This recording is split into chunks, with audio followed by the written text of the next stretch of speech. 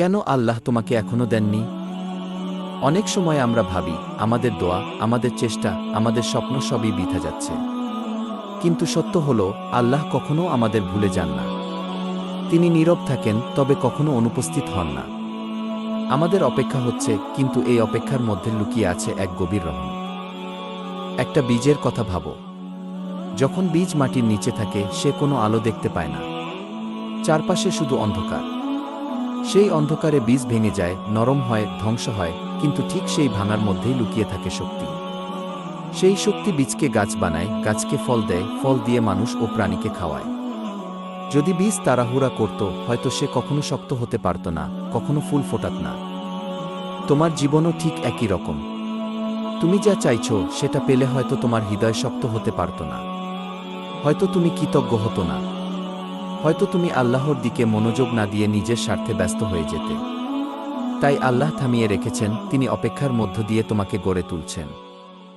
এই সময়টা তোমাকে ধৈর্য শেখাচ্ছে। এই সময়টা তোমাকে বিশ্বাস রাখতে শেখাচ্ছে।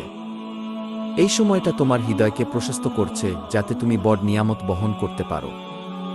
অনেক সময় আমরা দোয়া করি এবং মনে করি আল্লাহ শুনছেন না। কিন্তু কুরআন আমাদের শেখায়, আল্লাহ সবসময় শুনেন। আমাদের ধৈর্য, আমাদের নিঃশ্বাস, আমাদের অন্তরের কান্না। নবীদের জীবন এই সত্যের সবচেয়ে বড় প্রমাণ। নবী ইউসুফ কারাগারে বছরের পর বছর কাটিয়েছেন, অন্যায় অভিযোগ সহ্য করেছেন।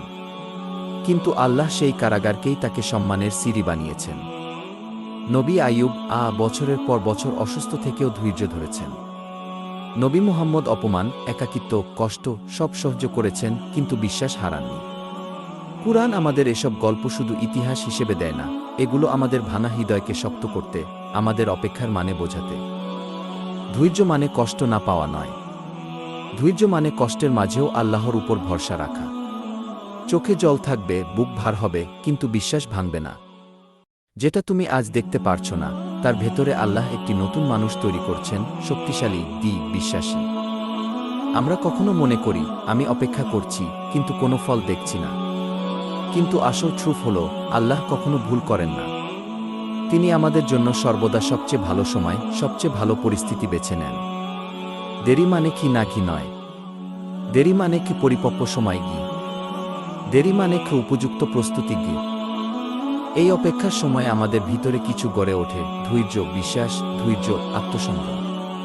এই গুণগুলো ছাড়া তুমি বড় নিয়ামত বহন করতে পারবে না। তাই আল্লাহ আমাদের অপেক্ষার মধ্য দিয়ে আমাদের রূপান্তর করেন।